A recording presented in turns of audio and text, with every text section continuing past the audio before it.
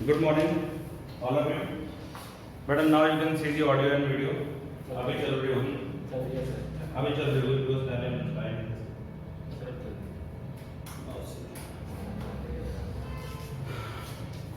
All right. तो बड़ा आज का जो लेक्चर होगा वो आप थंबनेल में देख ही सकते हो, मैंने प्रिज्म लिखा हुआ, तो आज प्रिज्म के बारे में पढ़ेंगे। तो लास्ट लेक्चर मेरा था टोटल इंटरनल रिफ्लेक्शन के ऊपर, और मैंने आपको पाथ ऑफ रे वो ट्रेस करना सिखाया था, है ना, डिफरेंट केसेस में। तो बेटा जो TIR है उसको हम पकड़ के चलेंगे, बिकॉज वो TIR के जो फंडे हैं वो इसके अंदर अप्लाई होंगे, ठीक है, इसके अंदर अप्लाई होंगे। जितना भी आप पढ़ के आ रहे हो पीछे, स्नेल्स लॉ पढ़ के आ रहे हो, है ना, लॉ ऑफ फ्रैक्शन तुमने पढ़े हैं, प्रिज्म पढ़ लिया तुमने, प्रिज्म ने TIR पढ़ा, अपरेंट रियल डेप्थ पढ़ ली, वो सब बच्चे जोड़ के अच्छे अच्छे क्वेश्चन बनते हैं। ऐसे नहीं किसी भी एक पर्टिकुलर टॉपिक पे क्वेश्चन आ जाएगा, बोर्ड में जब भी कोई क्वेश्चन आता है तो वो हमेशा मल्टीपल कंसेप्ट को मिक्स करके बनाते हैं, मल्टीपल कंसेप्ट को मिक्स करके बनाते हैं। ओके, तो प्रिज्म की बात करेंगे।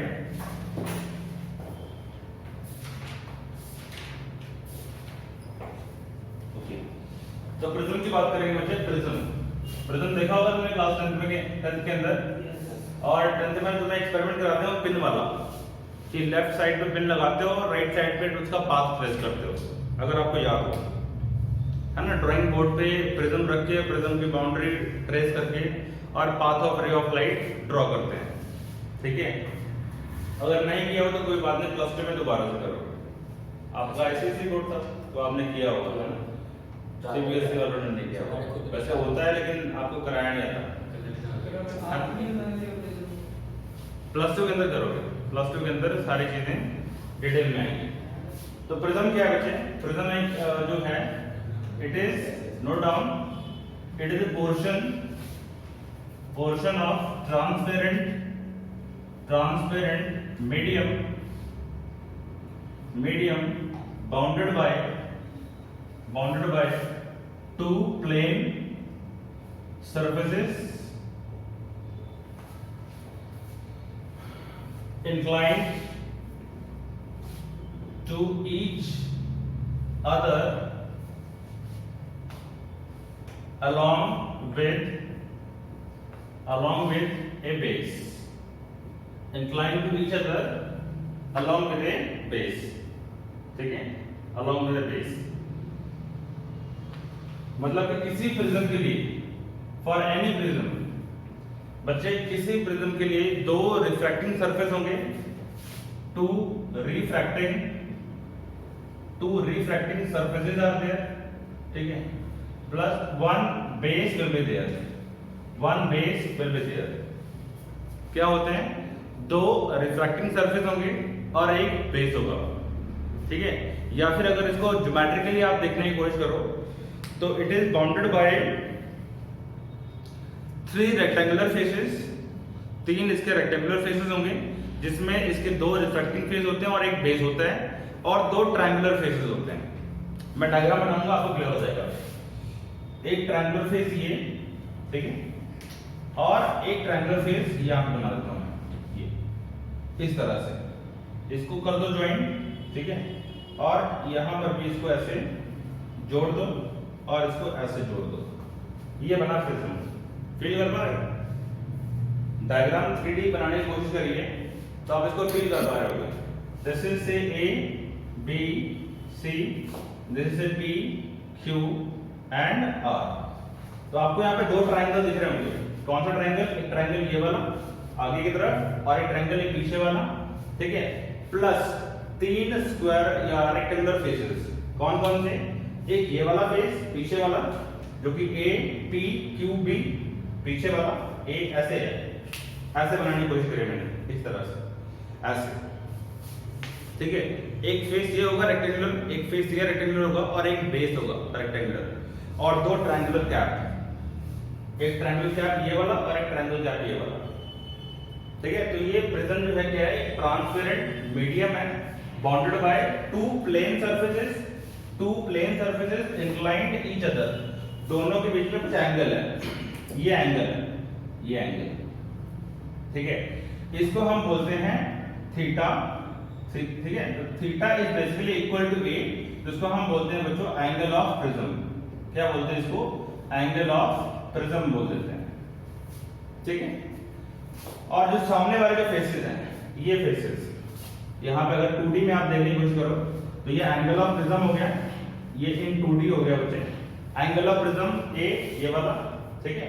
और एक फेस ये है, एक फेस ये है, इसको हम क्या बोल देते हैं? These are called refracting faces, ठीक है। रिफ्रैक्टिंग फेसेस बोल देते हैं ये फेस और नीचे बेस, ठीक है। लाइट यहाँ पे आएगी इस तरह से और लाइट अंदर से बाहर निकलेगी और रिफ्रैक्ट होकर निकलेगी। क्लियर है? समझ में आ रही बात? तो यहाँ पे एंगल थीटा जो है ये क्या हो गया? एंगल ऑफ प्रिज्म हो गया। और ये जो लाइन एपी देख रहे हो ना, इस लाइन को हम बोलते हैं रिफ्रैक्टिंग एज बोल देते हैं, रिफ्रैक्टिंग एज, ये वाला, this is called refracting edge, ठीक है। इसको बोल देते हैं बेस, नीचे वाला बी क्यू आर सी। तो ये 3D हो गया बच्चे, ठीक है। और वो हो गया 2D डायग्राम, 2D डायग्राम या प्लेनर डायग्राम सिंपली, जो कि एक ट्रायंगल की तरह मैंने बना के दिखाया है, ठीक है। जब भी हम कोई मैथमेटिकल कैलकुलेशन करेंगे तो हम लोग ये 2D डायग्राम को कंसीडर करेंगे, 3D हर बार बनाना पॉसिबल नहीं होगा, ठीक है। क्योंकि इमेजिन करना सबके लिए थोड़ा मुश्किल बन जाता है, इसलिए हम 2D डायग्राम से ही सारे क्वेश्चन वगैरह सॉल्व करेंगे। तो आज के लेक्चर में बच्चे मैं आपको प्रिज्म फॉर्मूला डिराइव करना सिखाऊंगा, एंगल ऑफ डेविएशन कैसे निकालते हैं वो बताऊंगा, ठीक है। And what is the relation between I यानी angle of incidence, angle of emergence, refracting index of refraction and the angle of deviation, इन चारों के बीच में आपस में क्या रिलेशन है, और साथ ही साथ में एंगल ऑफ प्रिज्म का क्या रोल होता है, ठीक है। एंगल ऑफ डेविएशन कब मिनिमम होता है, कब मैक्सिमम होता है, ये सारे पूछे आते एग्जाम के अंदर, ठीक है। तो ये सारा कुछ हम लोग आज के लेक्चर में देखेंगे। तो ये मैं रेस कर रहा हूँ, तो प्रिज्म का मैंने आपको बेसिक इंट्रोडक्शन दे दिया। अब बात करने वाले हैं रिफ्रैक्शन थ्रू ए प्रिज्म, और फिर इसके बाद में प्रिज्म का फेनोमेना है एक, that is called the dispersion of light, dispersion of light, उसको भी सीखेंगे, ओके। तो now the next topic is refraction through the prism, refraction through the prism. आओ इसकी बात करेंगे। रिफ्रैक्शन थ्रू ए प्रिज्म, ठीक, refraction through a prism, very important topic. और इसके एंड में हम लोग प्रिज्म फॉर्मूला निकालेंगे, वो भी एग्जाम में पूछ लेते हैं 3 नंबर पर। तो रिफ्रैक्शन थ्रू ए प्रिज्म, तो बच्चों मैं यहाँ पे प्रिज्म बना रहा हूँ, ये प्रिज्म है, okay. Let this be P Q and R, okay. 2D diagram बनाने की कोशिश कर रहा हूँ मैं, ये 2D ही बनाया मैंने। दिस इज से इंसिडेंट रे IR, ओके। अब इस फेस पे तुम नॉर्मल बनाओगे तो इस फेस का नॉर्मल बच्चों इस तरह से बनेगा, इस फेस का नॉर्मल इस तरह से कुछ बन जाएगा, ओके। और ये जो रे ऑफ लाइट होगी इंसिडेंट रे, यहाँ एंगल बनाएगी, angle I, which is called angle of incidence, we all know this, that it be an simply the normal. अब ये रे ऑफ लाइट जो होगी बच्चों इस तरह से बेंड करते हुए दूसरे फेस पे टकराएगी, कौन सा फेस है? PR फेस है, टकराएगी, ओके। और यहाँ पे दूसरा नॉर्मल मैंने बना दिया, let it be N dash, N dash, ठीक है, यहाँ। अच्छा, तो इसको आप मीट करा दो पीछे बच्चे, ये ऐसे मीट कर गया, let it be the point, क्या पॉइंट है इसको? T पॉइंट बोल देते हैं, ओके। समझ आ रहा है डायग्राम आपको? तो ये इंसिडेंट रे, यहाँ पे लाइट टकराई, तो बेटा ये एंगल ऑफ इंसिडेंस, तो ये हो गया तुम्हारे पास में एंगल ऑफ रिफ्रैक्शन, इसको मैंने R1 बोल दिया। अब जब ये लाइट जो अंदर बेंड हुई है, यार इतना तो पता लग गया होगा, यहाँ पे क्या है, ये एयर मान लो, यहाँ पे ग्लास प्रिज्म है, कौन सा प्रिज्म है? ग्लास प्रिज्म है, ठीक है। और इसका जो डेंसिटी होगा वो ऑब्वियसली ज्यादा ही होगा as compare to the air. Air के रिस्पेक्ट में सारे मीडियम क्या होते हैं? डेंसरी होते हैं। एयर के रिस्पेक्ट में सारे मीडियम क्या होते हैं? डेंसरी होते हैं। तो एयर और ये ग्लास है, तो ये हो गया डेंसर मीडियम, बाहर हो गया रेयर मीडियम। तो लाइट जब रेयर से डेंसर गई, तो तो क्या होगा, it will bend towards normal. ये नॉर्मल था, ये नॉर्मल था बच्चे, और ये फेस है। लाइट ये जा रही थी, ये एंगल ऑफ इंसिडेंस बना था नॉर्मल के साथ में। एंगल ऑफ इंसिडेंस कहाँ बनेगा, नॉर्मल के साथ में। तो लाइट जो होगी, लाइट क्या होगी, नॉर्मल की तरफ बेंड होगी ऐसे। लाइट जो होगी वो नॉर्मल की तरफ बेंड होगी ऐसे। लाइट जाना ही चाहती थी, light has to go this way, light had to go this way, लेकिन लाइट इधर ना जाके मुड़ गई। समझ पा रहे बात, लाइट को जाना स्ट्रेट था, लेकिन लाइट स्ट्रेट ना जाके मुड़ गई, टुवर्ड्स नॉर्मल बेंड हो गई। ठीक है, तो ये एंगल ऑफ रिफ्रैक्शन हो गया r1। लाइट ने जाना किधर था, लाइट ने ये जाना था, लाइट का रास्ता ये था, लाइट का एक्चुअल पाथ वो था, डॉट लाइन में दिखा दिया। लाइट बेंड हो गई इस तरह से, समझ पा रहे हो बात को। अच्छा, अब ये जब लाइट यहाँ तक रही सेकंड फेज के ऊपर, तो लाइट क्या करेगी, अब लाइट जाएगी डेंसर से, कहाँ जाएगी, डेंसर से इधर। तो light will bend away from normal. भाई डेंसर से इधर जब लाइट जाएगी it will bend away from normal. Light ऐसे बेंड होगी, इसको हम बोल देते हैं इमर्जेंट रे। क्या बोल देते हैं इसको, इमर्जेंट रे। इमर्जेंट रे is nothing but simply a refracted रे। इमर्जेंट रे कुछ भी नहीं है, सिर्फ क्या है, एक रिफ्रैक्टेड रे है। क्या है, रिफ्रैक्टेड रे है। बस हमने नाम दे दिया इसको इमर्जेंट रे का, क्योंकि ये रे प्रिज्म से बाहर आ रही है, इसलिए हमने इसको इमर्जेंट रे का नाम दे दिया, और कुछ भी नहीं। प्रिज्म से इमर्ज हो रही है, इमर्जेंट रे हो गई, और कुछ भी नहीं है सिंपली रिफ्रैक्टेड रे। ठीक है, अब यहाँ पे नॉर्मल ये था बच्चों, यस और नो, नॉर्मल ये था, तो ये इंसिडेंट रे बनी, बोलो यस और नो, ये इंसिडेंट रे है, तो यहाँ पे एंगल ऑफ इंसिडेंस बनेगा। ठीक है, तो मैं इस एंगल ऑफ इंसिडेंस को बच्चे R2 का नाम दे देता हूँ सिंपलिसिटी के लिए। ये एंगल R1, ये एंगल R2 कर सकते हो। यहाँ पे इसको I2 को R2 लिख सकते हो। This is basically the angle of incidence eight second phase. ठीक है, लिख देता हूं यहाँ पे, कोई कंफ्यूजन वाली बात नहीं। ठीक है, ओके। I2 जो है बच्चे R2 के बराबर है। मैंने ऐसा इसलिए लिखा बिकॉज इन फ्यूचर ना फॉर्मूले में थोड़ा यूनिफॉर्मिटी बन जाती है, फॉर्मूले में थोड़ा यूनिफॉर्मिटी बन जाएगी, इसलिए मैंने इसको R1 और इसको R2 लिख दिया। कंफ्यूज नहीं होना, this is not the angle of refraction, this is the angle of incidence. R2 is angle of incidence. लिखने में तुम I1 लिख लो, मेरी तरफ से I2 लिख लो, कोई चक्कर नहीं है, कोई चक्कर नहीं है। बट मैंने थोड़ा ना formula later on formula derive करेंगे, तो वहां पे एक यूनिफॉर्म रिजल्ट बनता है, मतलब ऑड सा नहीं लगेगा। R1 plus R2 is equal to A derive करेंगे, तो वो थोड़ा पढ़ने में देखने में अच्छा लगता है। ठीक है, यूनिफॉर्मिटी के लिए। अदरवाइज कोई चक्कर नहीं है, आप I2 भी ले सकते हो, कोई प्रॉब्लम वाली बात नहीं। अब यहाँ पे जो लाइट बाहर निकली है इमर्जेंट रे, इसने नॉर्मल के साथ एंगल कितना बनाया, इसको लिखता हूं मैं E। What is E? E is the angle of emergence। अब तुम बोलोगे सर यहाँ पे R क्यों नहीं लिखा, ये तो रिफ्रैक्टेड रे है, तो यहाँ पे एंगल ऑफ रिफ्रैक्शन होना चाहिए, तो कोई चक्कर नहीं है। इमर्जेंट रे थी इसलिए मैंने E लिख दिया, एंगल ऑफ इमर्जेंस लिख दिया, कोई चक्कर नहीं है। अगर यहाँ पे मैं R लिखता तो मैंने को यहाँ पे फिर से वो कितने सारे R बन जाए, कंफ्यूजन होने की है। I मतलब एंगल ऑफ इंसिडेंस है, वो नहीं लिखेंगे। ठीक है, लिखने को लिख दो यार मेरे तरफ से, इन वर्ड्स में कुछ नहीं रखा है। अगर आप वर्ड लिखते हो यहाँ पे I लिखते हो और साथ में यहाँ पे लिख देते हो कि भाई I जो है मेरा यहाँ पे एंगल ऑफ इमर्जेंस है, तो कोई भी इतना दम नहीं रखता है कि वो आपका गलत कर देते। ठीक है, अगर आप स्पेसिफाई कर देते हो तो। अगर आपने स्पेसिफाई नहीं करना तो बेटा फिर गलत हो जाएगा, क्योंकि बाय डिफॉल्ट सारी बुक्स में हमारे माइंड की कंडीशनिंग ऐसी कर रखी है कि I मतलब एंगल ऑफ इंसिडेंस। कंडीशनिंग होगी माइंड की ना कि हम I को एंगल ऑफ इंसिडेंस से पढ़ रहे हैं, लेकिन तुम यहाँ पे I को एंगल ऑफ इमर्जेंस अगर बोल रहे हो तो यहाँ पे लिखो साफ साफ कि मैंने I को ये लिखा है। ठीक है, कोई चक्कर नहीं। ऑलराइट, बेटर ये है कि जो फॉर्मुलेशन जो वर्ड्स बना रखे हैं बोर्ड ने, आप उसी को फॉलो करो। ठीक है, ताकि बोर्ड वालों को समझने में आसानी रहे और आपको भी याद करने में आसानी रहे। ठीक, तो ये बच्चे इसका डायग्राम बन गया।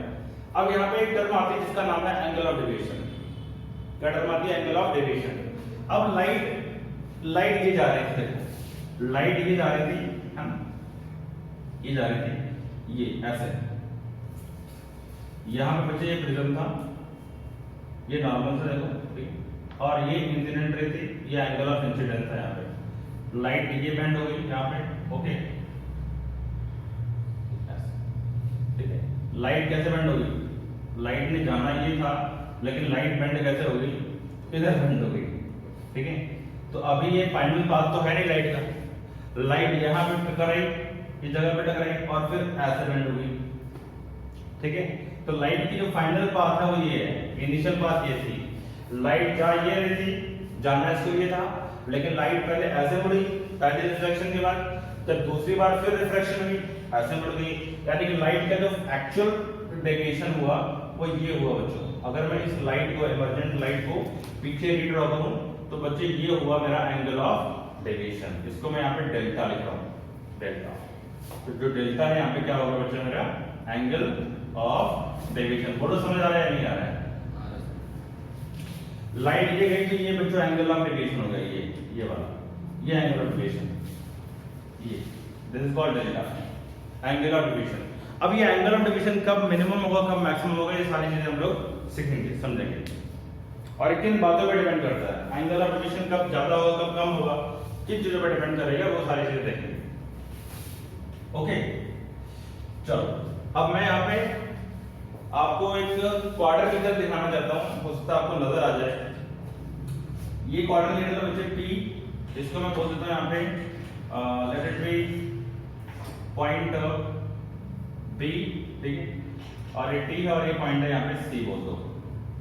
एक क्वाड्रिलेटरल बच्चे यहाँ पे दिख रहा होगा तुम्हें, P B T C दिख रहा है, P B T C P वापस, ये क्वाड्रिलेटरल, ठीक है। इसको मैं नेमिंग कर देता हूं यहाँ पे D, ये पॉइंट है D। अब मुझे कोई ये सोच के बताए कि ये जो ट्रायंगल है, ट्रायंगल DBC, ध्यान से देखना, ये जो एंगल है यहाँ पे, ये एंगल कितना होना चाहिए? I माइनस R1 बनना चाहिए, और ये वाला एंगल कितना बनना चाहिए? E माइनस R2 बनना चाहिए, है ना, ये वाला एंगल। मतलब कि वो जो ट्रायंगल है, मैं यहाँ बना के दिखा रहा हूं तुम्हें इस तरह से, ये एंगल डेल्टा समझो, है ना। यहाँ पे ये वाला एंगल कितना है? ये D, ये है B, ये है C। यहाँ पे ये एंगल कितना था? I माइनस R1, और ये एंगल कितना हो गया? E minus R2। बोलो क्लियर हो रहा है यार? ये एंगल क्या है? ये और ये एंगल वर्टिकली ऑपोजिट बने, बोलो यस और नो यार? ये एंगल और ये एंगल वर्टिकली ऑपोजिट बने, तो अगर ये एंगल R1 है तो ये वाला एंगल कितना होगा? I माइनस R1 बनेगा। लग रहा है बेटा? yes. नहीं आ रहा है? आगे सर। और ये एंगल E है तो इसके वर्टिकली ऑपोजिट ये पूरा एंगल E बनेगा, यानी कि अगर ये R2 है तो बच्चे ये E माइनस R2 बनना चाहिए, E माइनस R2। तो आपको बना के दिखा दिया। अब एक बात समझना, इस ट्रायंगल में एक प्रॉपर्टी दिख रही है, क्या दिख रही है property? The sum of two interior angle is equal to the exterior angle in a triangle, यानी कि जो exterior angle यहाँ पे बन रहा है delta, it should be equal to the sum of the interior angles in a triangle, बनना चाहिए। तो यहाँ पे बच्चे clearly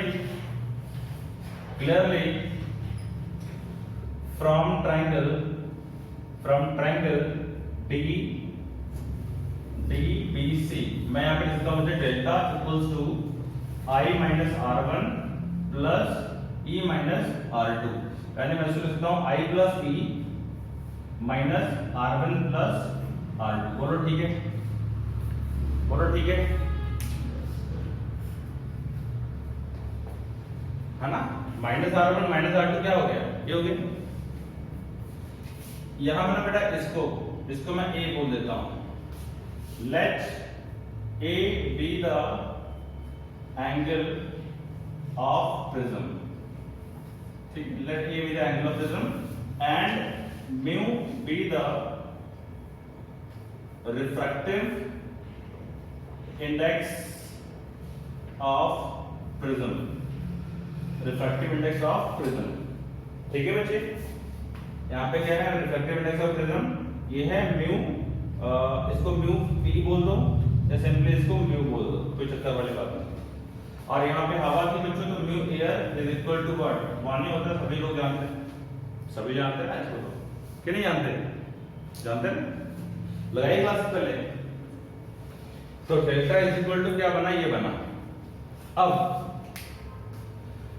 अब जो ट्राइंगल, जो क्वाड्रिलेटरल है बच्चों, जो बड़ा क्वाड्रिलेटरल है, इसको जरा फील करना, ये ऐसे देखो, ये जो था बच्चे हमारे पास में, ये पूरा एंगल कितना है, ये वाला 90 है।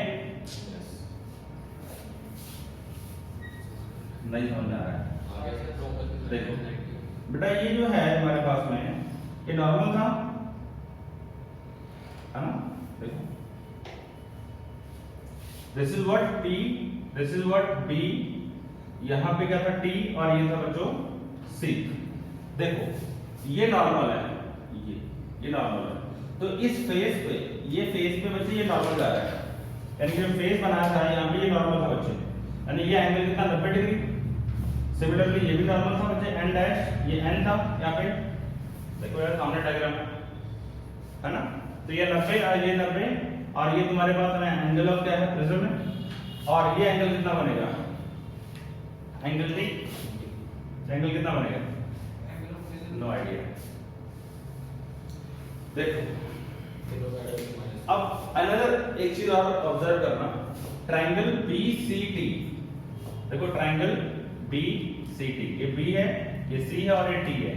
ये एंगल R1 था, ये एंगल R2 है, देखो R1 R2, और ये एंगल कितना T है,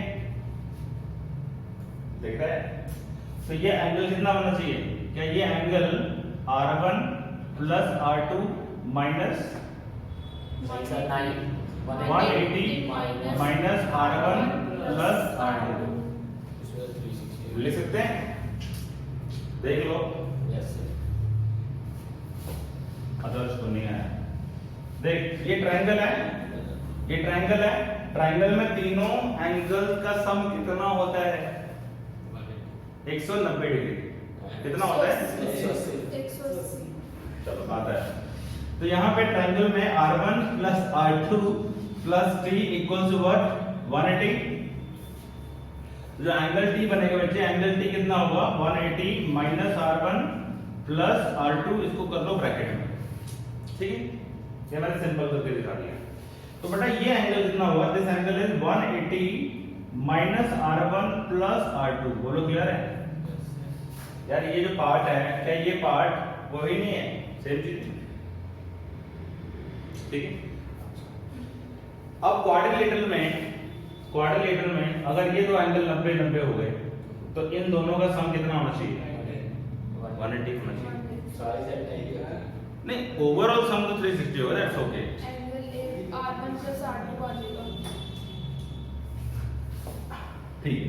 अब यहाँ पे ये एंगल प्लस ये angle, angle A plus 180 minus R1 plus R2 should be equal to what, 180 होना चाहिए, बोलो यहाँ तक क्लियर है, कोई डाउट। तो बेटा 180 कैंसिल हो गया, तो A is equal to what, R1 plus R2 आ गया। अब ये थोड़ा सिमेट्रिकल लगता है, देखने में अच्छा लगता है। अगर तुम यहाँ पे R1 प्लस I2 लिखते, अजीब सा लगना था, देखने में अच्छा लगना था, और याद करने में भी बच्चों को कंफ्यूजन होनी थी। अब इसमें याद करने में कितना आसान हो गया, R1 plus R2 equal to, ठीक है। इसलिए हमने यहाँ पे इसको R2 रखा, और कोई मतलब नहीं है। अदरवाइज ये R2 जो है वो एंगल ऑफ रिफ्रैक्शन बिल्कुल भी नहीं है, angle of incidence at second rays. लिखो that is equation number 1, question number 2, ठीक। और ये तुम्हें समझाने के लिए मैंने कर दिया। अच्छा, उसके बाद आफ्टर दैट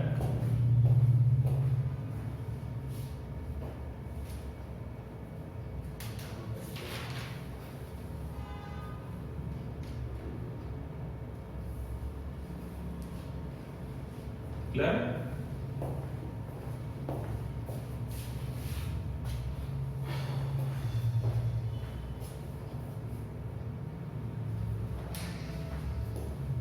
ओके।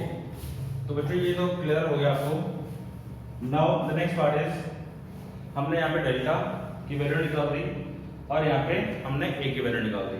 अब फ्रॉम 1 and 2 यहाँ लिख सकते हैं हम लोग, फ्रॉम 1 and 2, 1 और 2 को देखो बेटा, R1 प्लस R2 की जगह पे मैं वहां पे A को ढूंढ सकता हूँ। तो बेटा वी गेट क्या मिलेगा अपने पास, डेल्टा। डेल्टा क्या है, एंगल ऑफ डेविएशन। तो I plus E minus R1 plus R2 यहाँ पे क्या पुट करोगे, A पुट करोगे, तो बना के तुम्हारे पास में delta plus A equals to I plus E बना। ठीक है, ये एक रिलेशन बन के आ गया, इक्वेशन नंबर इसको 3 बोल सकते हो। और डेल्टा की वैल्यू क्या आ गई यहाँ पे, ये आ गई I plus E minus A आ गया। नोट करो इसको नोट करो। ठीक है, नोट कर लिया। चलो अब मैं ये रेस करने जा रहा हूं। ओके,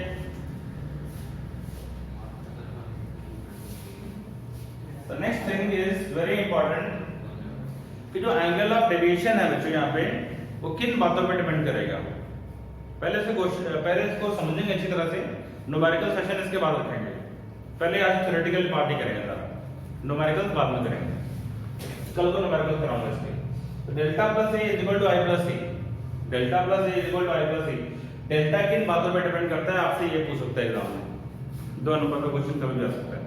तो डेल्टा जो है वो डिपेंड करेगा आपका, it will depend upon angle of prism, it will depend upon angle of incidence, it will depend upon the refractive index, it will depend upon the wavelength of light. ठीक है, clear हो गया। तो यहाँ पे dependency of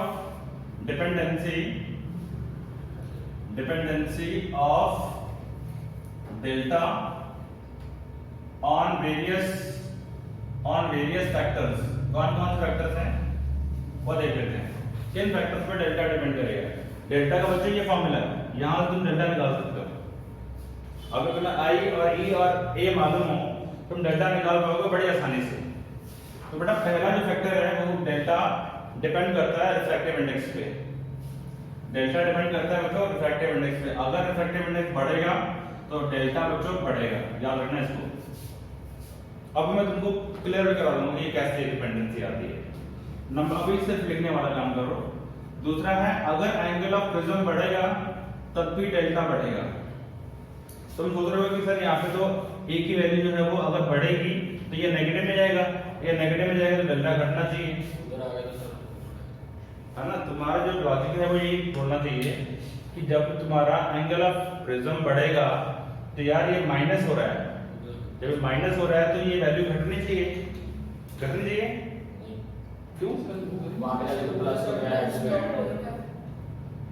क्या बात कर रहे हो यार। Delta is equal to I plus E minus A है। अगर ये वैल्यू पहले मान लो 10 रखी तुमने, ठीक है, ये वैल्यू मान लो तुम्हारे पास में इसका सम जो है वो 40 आ रहा है, मान लो 40 माइनस 10 कितना बना है, 30 बना। ठीक है, फिर तुमने क्या किया, इसको 20 किया, अगली बार जब 20 किया तो वैल्यू कितनी बनी, 20 बनी, देन डेल्टा डिक्रीज कर रहा है ना। लेकिन ए की भी तो वैल्यू इतनी आएगी अगर डेल्टा की जितनी वैल्यू आएगी। बेटा जब ये चेंज होगा ना, एंगल ऑफ प्रिज्म जब चेंज होगा ना, तो बच्चे E और I भी चेंज होंगे। हम लोग यहाँ पे इसको चेंज नहीं कर रहे ना, E और I भी चेंज होंगे। तो E और I इस तरह से चेंज होंगे कि ओवरऑल डेविएशन बढ़ेगी। ये एक्सपेरिमेंटली निकालते हैं हम लोग, और ये तुम्हारे एक्सपेरिमेंट में है इस साल +2 के बोर्ड में प्रैक्टिकल है। हाँ, हम लोग करेंगे अगर स्कूल खुला तो, ठीक है, नहीं खुला तो कोई बात नहीं, ठीक है, बट करना तो पड़ेगा यार। स्कूल जाके ना आपको लाइव डेमोंस्ट्रेशन वगैरह देंगे, करना तो पड़ेगा संभव। क्लियर कट है बच्चे, इसको एक्सपेरिमेंटली निकालते हैं। ये सारी चीजें तुम्हारे सामने सिर्फ एक्सपेरिमेंटली निकलती हैं। थ्योरेटिकली मैं आपको प्रूफ दे दूंगा, बट एक्सपेरिमेंटली ज्यादा बेटर हम इसको निकाल पाते हैं।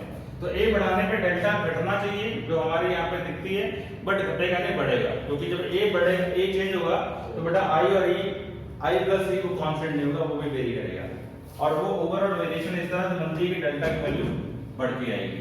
नंबर 3 लैम्डा की डिपेंडेंसी। अगर लैम्डा बढ़ता है तो डेल्टा घटता है। अब आप इसका मतलब क्या निकालोगे, आप बोलोगे कि देखो सबको पता है विबग्योर पता है, विबग्योर पता है, violet, indigo, blue, green, yellow, orange and red. अब सबको पता होगा इस डायरेक्शन में बेटा लैम्डा जो होती है वो इंक्रीजिंग होती है ना, लैम्डा इंक्रीजिंग होती है। अगर लैम्डा इंक्रीजिंग है तो बेटा इस केस में जो डेल्टा होगा वो डिक्रीजिंग आएगा इस डायरेक्शन में। इसका मतलब ये होगा कि जो वायलेट लाइट होगी बेटा, जो वायलेट लाइट होगी, वायलेट लाइट की डेविएशन मैक्सिमम होगी और रेड लाइट की डेविएशन मिनिमम होगी। यानी कि वायलेट डेविएट्स द मोस्ट। ये बात देखो, कुछ चीजें ना आपको याद रखनी पड़ेंगी यार, कुछ चीजें आपको याद रखनी पड़ेंगी, बट फॉर वेरी श्योर इसका आपको लॉजिक मैं आपको बता दूंगा लेटर ऑन। ठीक है, violet light deviates most, red light deviates least. ठीक है, रेड की डेविएशन सबसे कम होगी और रेड की स्पीड प्रिज्म के अंदर सबसे ज्यादा होगी। रेड की स्पीड प्रिज्म में सबसे ज्यादा होगी। ओके, ये बात है, इसको आप प्लीज नोट कर लो, नोट कर लो। और एंगल ऑफ जो इंसिडेंस है उस पे भी एंगल ऑफ डेविएशन डिपेंड करता है। बट एंगल ऑफ इंसिडेंस और एंगल ऑफ डेविएशन के बीच में बहुत प्यारा सा रिलेशन है कि एंगल ऑफ इंसिडेंस को बढ़ाने पे स्टार्टिंग में एंगल ऑफ डेविएशन घटने शुरू कर देता है और घटते घटते घटते घटते मिनिमम वैल्यू को आगे करता है, और फिर जब हम एंगल ऑफ इंसिडेंस को और आगे लेके आते हैं तो बेटा वो वैल्यू एंगल ऑफ डेविएशन की बढ़ा देता है। यानी कि एंगल ऑफ इंसिडेंस को घटाने पे या बढ़ाने पे डेल्टा की वैल्यू जो होती है वो वेरी करती है, और किसी एक value of angle of incidence पे जाके एंगल ऑफ डेविएशन मिनिमम बनती है। तो हमें वो value of angle of incidence निकालनी आनी चाहिए कि किस एंगल पे जाके value of angle of deviation minimum होती है। तो कोई एक एंगल होगा जिसके लिए value of delta will be least, and there will be two angles of incidence जिसके लिए एक डेविएशन एंगल होगा। यानी मान लो अगर डेविएशन एंगल 40 डिग्री आ रहा है, मान लो, तो 40 डिग्री मिनिमम डेविएशन नहीं है मान लो, तो 40 डिग्री जो डेविएशन एंगल आएगा वो किसी दो एंगल ऑफ इंसिडेंस पे बनेगा। ऐसा एक्सपेरिमेंटली देखा गया, यानी कि दो एंगल ऑफ इंसिडेंस के लिए एक ही डेविएशन एंगल होगा। हो सकता है प्रैक्टिकल करोगे यार, मैं कोई देखो लिखी लिखाई बात नहीं बोल रहा हूँ, प्रैक्टिकल बातें बोल रहा हूँ, and you will prove it in experiments. ठीक है, कुछ चीजों का रिजल्ट जो है थ्योरेटिकली देना मुश्किल होता है, हम प्रैक्टिकली उस चीज को जस्टिफाई करते हैं, तो you all will justify in your labs जब करोगे तो। ठीक है, आप ऐसा ना ग्राफ बनाओगे, बड़ा फेमस ग्राफ है डेल्टा और आई के बीच में, बेटा ये ग्राफ बनाते हैं हम लोग, इस तरह ग्राफ बनाते हैं। देखो ऐसा ग्राफ बनाओगे आप लोग, ठीक है, तो इस particular value of angle of incidence पे जो डेल्टा की वैल्यू होती है वो मिनिमम होती है, यहाँ डेल्टा क्या होगा, मिनिमम होगा। और बाकी कोई भी दो एंगल ले लो, यहाँ ले लो, ये एंगल ले लो, ये एंगल ले लो, डेल्टा की वैल्यू एक ही जा रही है, और angle of incidence I1 and I2, यानी कि दो डिफरेंट एंगल ऑफ इंसिडेंस पे डेल्टा की वैल्यू सेम जाएगी, एक बार डिक्रीजिंग के समय और एक बार इंक्रीजिंग के समय। जब I डिक्रीजिंग है तो डेल्टा की वैल्यू आ रही है, और वही वैल्यू तब आएगी जब I की वैल्यू इंक्रीजिंग होगी। ठीक है, अच्छा ये एक्सपेरिमेंटल है, इसके बारे में मैं बात करता हूँ, पहले चीजें आप नोट कर लो, इसकी डिपेंडेंसी अलग से पढ़ेंगे। बोलो क्लियर है यहां तक, कोई डाउट? ओके, अच्छा अब जो है एक छोटा सा केस कराने जा रहा हूं आपको मैं, उसको समझेंगे सब लोग। केस क्या है, केस ये है, समझ आ रहा है कि ऊपर से निकल रहा है सारे समझ। बेटा मैं कोशिश कर रहा हूँ कि आपको बिल्कुल बेसिक सी चीजें कराऊं, बट जितना मैं बेसिक कराऊं, फिजिक्स तो चलते ही एडवांस लेवल पे है, ठीक, कितना बेसिक कराऊं, और अभी तो वाकई में ये बेसिक का बेसिक ही है, क्योंकि ये सारी थ्योरेटिकल चीजें हैं, सारी थ्योरेटिकल चीजें हैं। अभी आपका एक टॉपिक पेंडिंग हो गया, वो था refraction through the glass slab, वो पेंडिंग टॉपिक हो गया, वो मैं कराऊंगा इन फ्यूचर। ठीक है, तो बात करते हैं बच्चे, तो एंगल ऑफ डेविएशन की डिपेंडेंसी वेरियस फैक्टर्स में मैंने बताई आपको। ओके, अब बात करेंगे बेटा स्मॉल एंगल प्रिज्म के लिए, and then we will derive prism formula. ठीक है, तो angle of deviation delta for small angle prism, small angle prism. बेटा कोई भी प्रिज्म स्मॉल एंगल प्रिज्म कहा जाता है इफ स्मॉल एंगल प्रिज्म की बेटा कंडीशन क्या है? स्मॉल एंगल प्रिज्म की कंडीशन है कि जो ए होना चाहिए हमारा वो 10 डिग्री से लेस होना चाहिए। स्मॉल एंगल प्रिज्म वो होता है बच्चे जिसमें ए की वैल्यू लेस देन 10 डिग्री होगी। और जब ऐसा होगा मतलब इस तरह से ऐसे, ये जो एंगल ऑफ इंसिडेंस होगा, सॉरी ये जो एंगल ऑफ प्रिज्म होगा ये 10 डिग्री या उससे छोटा होगा, 10 डिग्री या 10 डिग्री से छोटा होगा। वैसे जो बुक में लिखते हैं वो 10 डिग्री से छोटा लिखते हैं, बट 10 डिग्री पे भी काम चल जाता है। मतलब हम लोग ये फॉर्मूले लगा सकेंगे जो फॉर्मूला आपको बताने जा रहा हूं। ओके, तो जब 10 डिग्री प्रिज्म होगा या 10 डिग्री एंगल ऑफ प्रिज्म होगा तो उस केस में जो एंगल ऑफ इंसिडेंस बनेगा, it will be very very small. ठीक है, it will be very very small. मतलब कि बेटा इस तरह से है, देखो ये प्रिज्म का फेस है इस तरह से, ये प्रिज्म का फेस है ये इस तरह से। ठीक है, अब मान लो ये रे ऑफ लाइट आ रही है इस तरह से, ठीक है, ये रे ऑफ लाइट आ रही है, तो यहां पे ये नॉर्मल बनाओगे, ये नॉर्मल बनेगा। ठीक है, या मैं और छोटा बना रहा हूं, एक्चुअल में ये जो एंगल है बच्चे, ये एंगल अभी भी काफी ज्यादा है, ये एंगल अभी भी बहुत ज्यादा है। Try to feel it. मैं इसको यहाँ पे ज्योमेट्रिकल लेवल पे ड्रॉ नहीं कर सकता।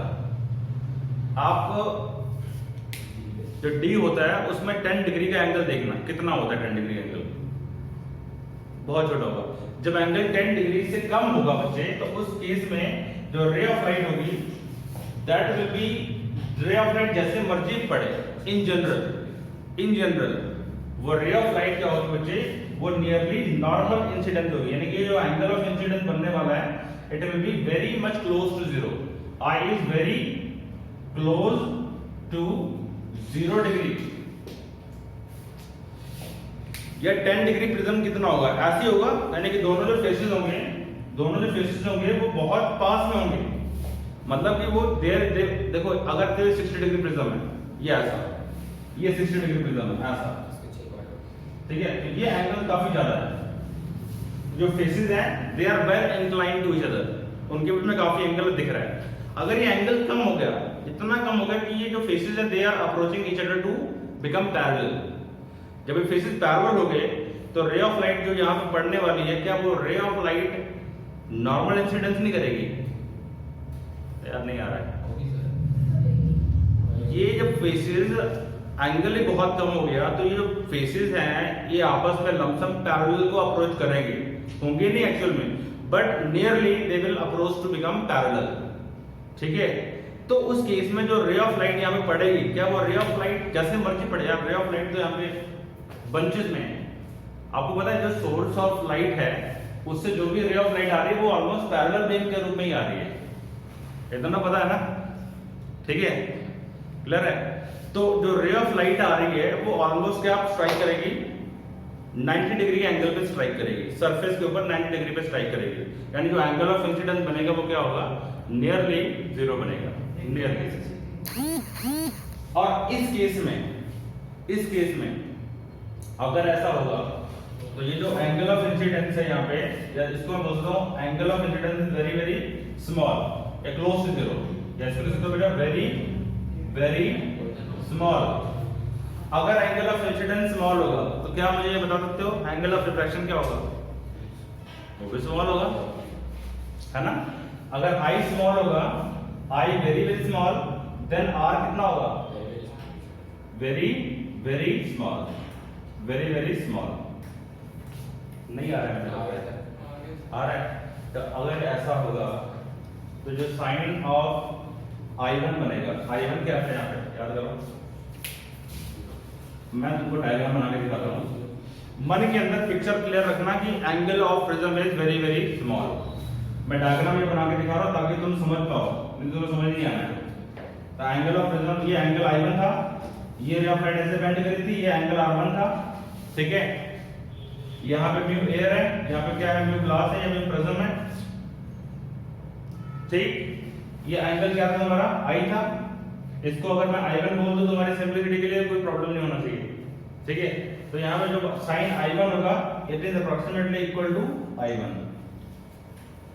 बोलो क्लियर है? या इसको आई ही बोल दो यार, तुम यहाँ कंफ्यूज ही रहोगे नहीं तो फिर। ये लो, ठीक है। और साइन R1 जो होना चाहिए वो क्या होना चाहिए? अप्रोक्सीमेटली R के बराबर होना चाहिए, R1 के बराबर होना चाहिए। ठीक है, क्लियर हो रहा है?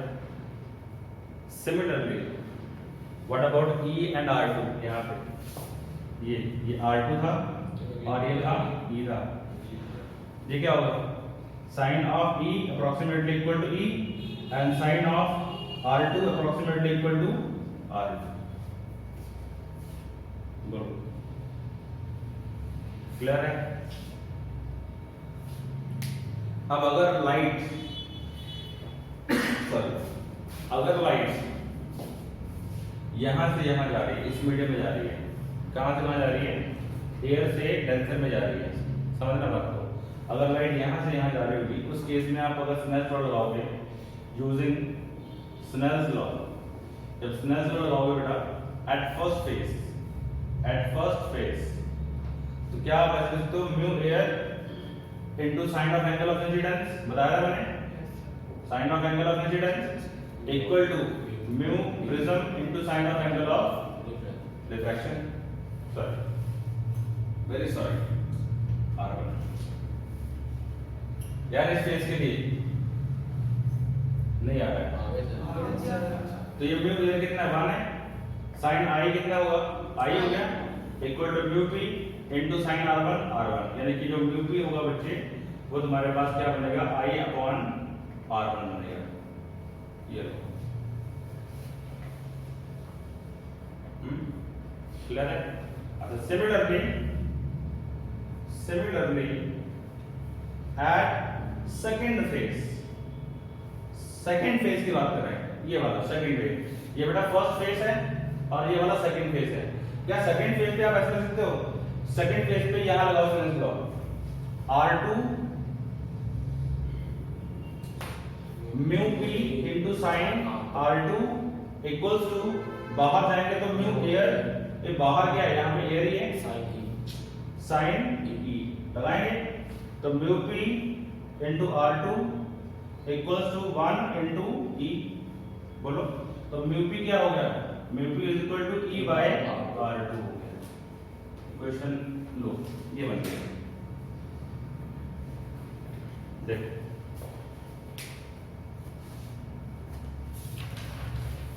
क्या इन दोनों को इक्वेट कर सकते हो आप?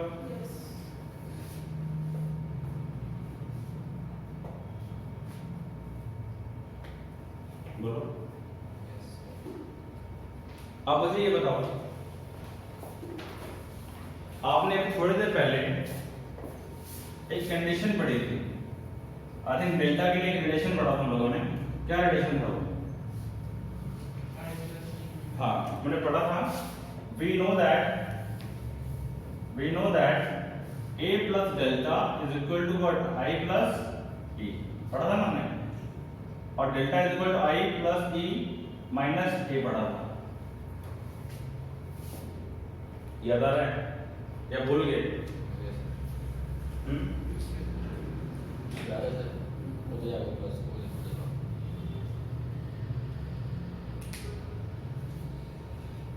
अब तुम्हारे पास में ये रिलेशन आया, I की वैल्यू कितनी आ गई?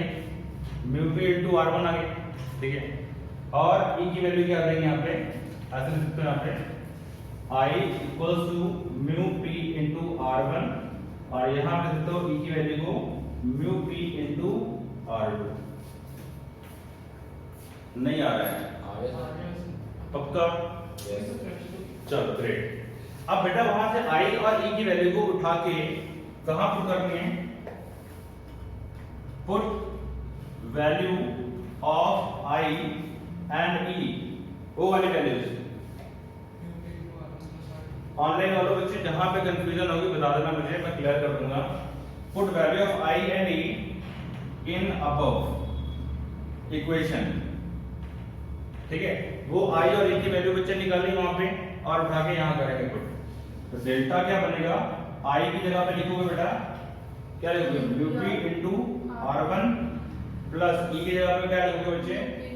Mu P into R2 minus A, यूपी करो common, R1 plus R2 minus A, R1 plus R2 R1 plus R2 क्या होता है? ए होता है, तो mu P into A minus A, तो ए बाहर, अंदर क्या बचा? म्यू पी माइनस 1, ये लो। Wonderful result you are getting now, which is A into mu P minus. लेकिन डियर स्टूडेंट्स, ये फॉर्मूला आप कब लगाओगे? ये फॉर्मूला तभी लगाना जब प्रिज्म का एंगल 10 डिग्री से कम हो। फॉर स्मॉल एंगल प्रिज्म हर जगह मत लगा बैठना इसको, नहीं तो गड़बड़ हो जाएगा। You have not to apply everywhere. Delta को निकालने का मेथड ये है, ये फॉर्मूला है, जनरल मेथड। अगर प्रिज्म का एंगल छोटा है तो आप ये फॉर्मूला लगा सकते हो। और आपको यहां से बड़ा क्लियर कट रिलेशन मिल गया कि जो डेल्टा है वो डिपेंड करता है ए और यू पे। ए बढ़ाओगे डेल्टा बढ़ेगा। अब जो मैंने आपको थ्योरेटिकली बताया था उसका मैथमेटिकल प्रूफ भी है तुम्हारे सामने। ए बढ़ाओगे तो डेल्टा बढ़ेगा ऑटोमेटिकली, म्यू बढ़ाओगे तब पे डेल्टा बढ़ेगा। दिख रहा है मैथमेटिकल रिलेशन? तो जो बातें मैंने आपको थ्योरेटिकली बताई थी उसके मैथमेटिकल प्रूफ भी आ गया। लेकिन ये कब होगा बच्चे? स्मॉल एंगल प्रिज्म के लिए। फॉर्मूला न्यूमेरिकल के लिए तब यूज करना जब एंगल का प्रिज्म का एंगल छोटा हो। एंगल का हो जाता है कई बार। ऑलराइट, ठीक है, फिर से देख लो। यहाँ पे क्या किया? स्लेंस लॉ लगाया मैंने। Snell's law mu A into sine I equals to mu P into sine R. Solve करके बच्चे ये निकाला आई की वैल्यू, फिर ई की वैल्यू को निकाला और उसके बाद वैल्यू वहां पुट कर दी, ठीक है, इक्वेशन में, और सॉल्व करके वो वैल्यू आ गई। ठीक है, अब बात करेंगे कंडीशन ऑफ मिनिमम डेविएशन की, कि मिनिमम डेविएशन कब होने वाली है। When will be the minimum deviation in a prism? Condition for minimum deviation and maximum deviation as well. Minimum deviation and maximum deviation. Okay. Let us talk about condition of minimum deviation. Condition for minimum deviation. बेटा ये सब ना experimental data है, आपको theoretical में भी शायद थोड़ा कंफ्यूजिंग लगे, लेकिन है एक्सपेरिमेंटल सारा कुछ। एक्सपेरिमेंटली जब आप इसको करोगे ना, डायग्राम बनाओगे, एक्सपेरिमेंट करोगे, तो तुम्हें ऑटोमेटिकली क्लियर हो जाएगा। तो मिनिमम डेविएशन कंडीशन क्या है बच्चे? इसमें याद रखना, delta becomes delta minimum if I is equal to E। Experimental है। अगर I और E बराबर हो जाए, ये क्या था बच्चे तुम्हारे पास में एंगल ऑफ इंसिडेंस है, ठीक है, इस तरह से,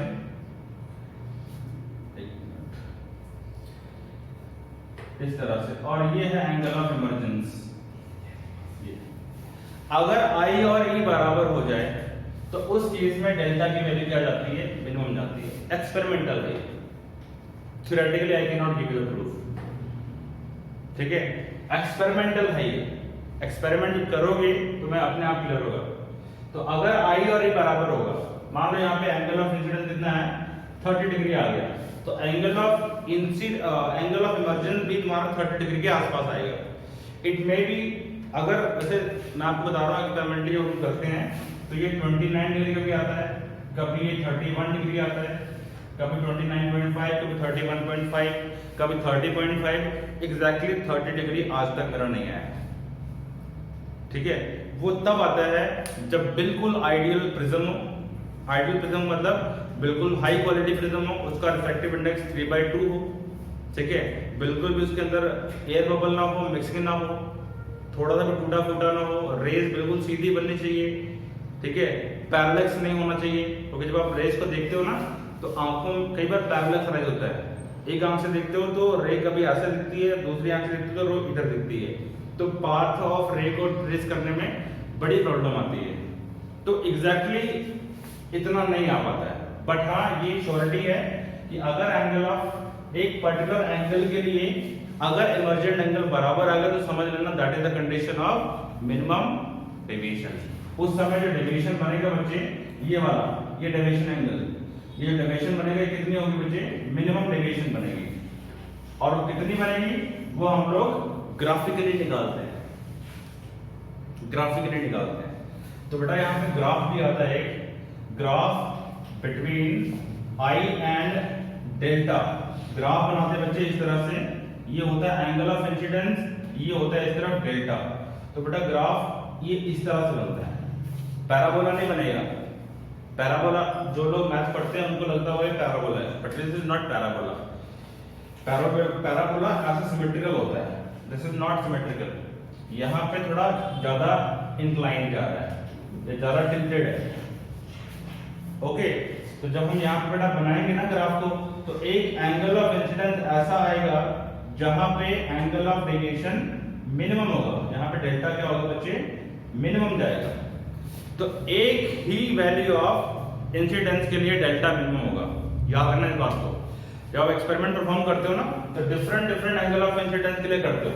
जैसे कि मान लो 30 डिग्री पे परफॉर्म किया पहले, फिर i तुमने 35 किया, फिर i 40 किया, फिर i 45 कर दिया, है ना, फिर i 50 डिग्री कर दिया। इस तरह से तुम एक्सपेरिमेंट परफॉर्म करोगे। तो एक एंगल ऑफ इंसिडेंस ऐसा होगा जहां पे डेल्टा की वैल्यू मिनिमम जाती है। एंड जो मेरे अपने एक्सपेरिमेंटेशन हैं, अपने एक्सपीरियंसेस हैं, उसके हिसाब से जो डेल्टा आता है वो 40 से लेकर के 42 डिग्री के आसपास रहता है, डेल्टा मिनिमम। लैब में प्रूफ करेंगे इस बात को। फिर से बोल रहा हूँ, एक्सपेरिमेंटल चीजें हैं सारी।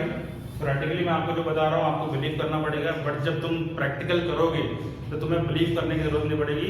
You will come to know about these things, तुम्हें पता लग जाएगा, बिलीव नहीं करना पड़ेगा तुम्हें। लेकिन फॉर नाउ अभी बिलीव करो, ठीक है, कि ऐसा ही होता है।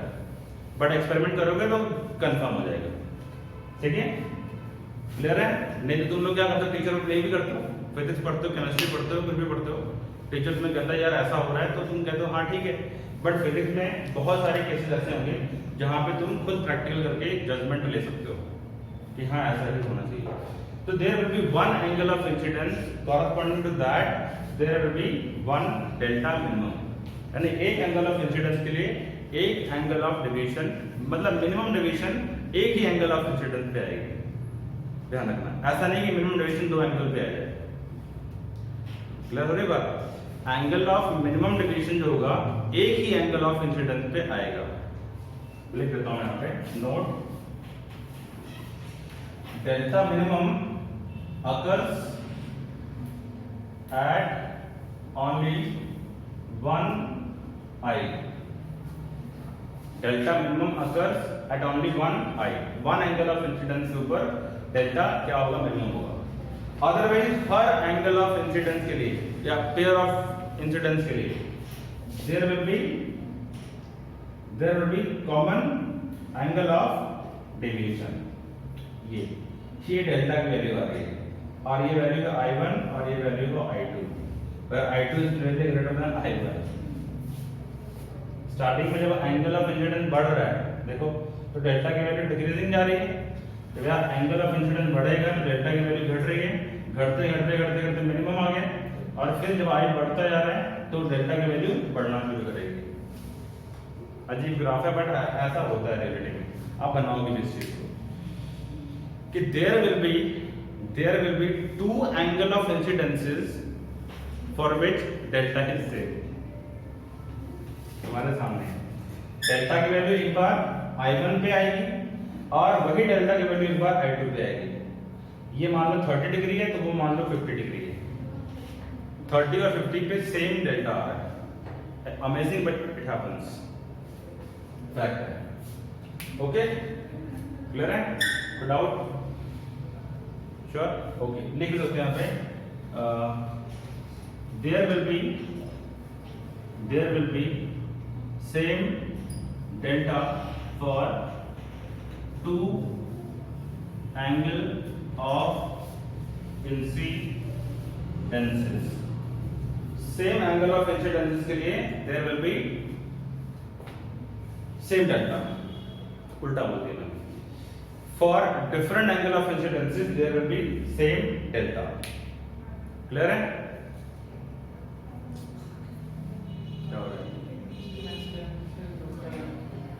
किसका मैसेज है?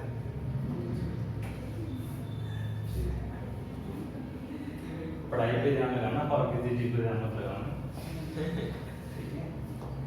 ये सब मोह माया है। ठीक है, कोई किसी का नहीं होता दुनिया में। तुम्हारी नॉलेज तुम्हारे काम आएगी बस। है सही बता रहा हूँ मैं, रियलिटी बता रहा हूँ। सब बेकार की चीजें हैं। पहले पढ़ो लिखो, कामयाब हो जाओ, उसके बाद लाइफ ही लाइफ है, हम जो मर्जी करो, बट पहले पढ़ो। चलो एनीवे, तो यहाँ पे अपने क्या निकाला, मिनिमम एंगल ऑफ डेविएशन हमने निकाल दिया, and that will be happening when I is equal to E। और ये तब होगा एक पर्टिकुलर एंगल ऑफ इंसिडेंस के लिए। और जब एंगल ऑफ इंसिडेंस मान लो कुछ भी है, मान लो ये 40 डिग्री है, 40 डिग्री पे 42 डिग्री एंगल ऑफ डेविएशन आ रहा है, तो 42 degree he angle of convergence होगा। क्लियर है? कोई डाउट? अच्छा, एक और बात यहाँ पे ध्यान देना, delta equal to delta max if I is equal to 90 degree. ये भी नोट करना, एक नंबर में क्वेश्चन आता है। डेल्टा मैक्सिमम कब होगा? अगर एंगल ऑफ इंसिडेंस, ये वाला एंगल ऑफ इंसिडेंस कितना हो जाए, 90 डिग्री हो जाए। 90 डिग्री का मतलब क्या हुआ कि ये फेस है, ठीक है, ये नॉर्मल था और ये रे ऑफ लाइट आ रही है, अलोंग सरफेस आ रही है, सो दैट ये एंगल कितना हो जाए, 90 डिग्री हो जाए। यानी कि सरफेस के अलोंग रेंज करे लाइट, लाइट जो थी ये लाइट ऐसे आ रही हो, ठीक है। फिर से बोलूंगा, एक्सपेरिमेंटल चीजें हैं, ठीक है, एक्सपेरिमेंटल चीजें, आप इसको प्रैक्टिकली चीजों को ऑब्जर्व करोगे। यार ऑब्वियसली देख लो, अगर लाइट ये जा रही है, लाइट का ये पाथ है, ठीक है, और लाइट ऐसे गई, ठीक है, और फिर लाइट ऐसे मुड़ गई, तो ऑब्वियसली डेविएशन मैक्सिमम होगा। नेक्स्ट समझे? ठीक है, तो ये चीजें हैं। अच्छा, अब एक छोटा चीज है बच्चे, जिसको हम बोलते हैं प्रिज्म फॉर्मूला। प्रिज्म फॉर्मूला आप इसको देख लेते हैं, ऑलमोस्ट खत्म है, ठीक है। अब प्रिज्म फॉर्मूला क्या होता है बच्चों, देखो, this is the triangle prism, ठीक है। यहाँ पे क्या था, एयर, यहाँ पे म्यू प्रिज्म, ठीक है। लाइट यहाँ पे जाएगी, तो इस तरह से बच्चे हम बनाएंगे एंगल ऑफ इंसिडेंस, ये लाइट ऐसे जाएगी और ये लाइट ऐसे बेंड हो गई, दिस इज ई, ठीक है, एमर्जेंट है, वी ऑल अंडरस्टैंड दिस। ये है एंगल ऑफ प्रिज्म। अब अगर हम यहाँ पे स्नेल्स लॉ लगाएं, क्या लगाएं, Snell's law, using Snell's law. Snell's law लगाओगे बेटा, light is going from air to prism, light कहाँ से कहाँ जा रही है, एयर टू प्रिज्म, तो लगाओ यहाँ पे, क्या कर सकते हो, mu P by mu air equals to sine I by sine R, देख सकते हो। ये क्या होगा, sine of angle of refraction, ले सकते हो।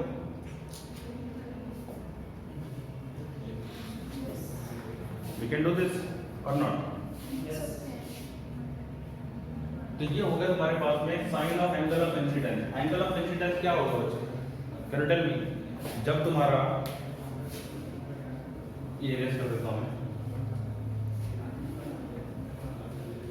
देखो,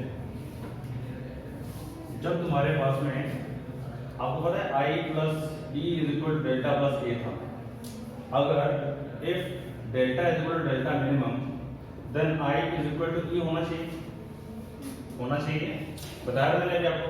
तो यहां से I प्लस ई की जगह पे क्या पुट कर दो, I पुट कर दो, डेल्टा की जगह मिनिमम पुट कर दो, प्लस ए रहेगा, तो क्या बना ये 2I is equal to delta minimum plus A बना, I is equal to what, delta m plus A by 2 बनेगा।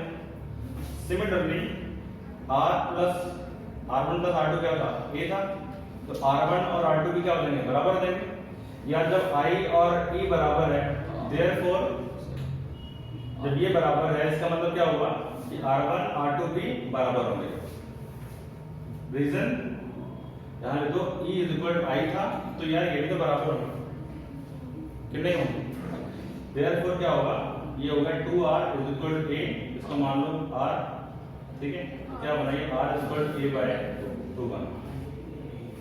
अब ये वैल्यू उठाओ यहाँ पर कर दो, तो म्यू पी ये रह गया 1, ये हो गया 1, और साइन आई की जगह पे क्या पुट करोगे, delta M plus A by 2 divide by R की जगह पे साइन आर कितना होगा, ए बाय 2।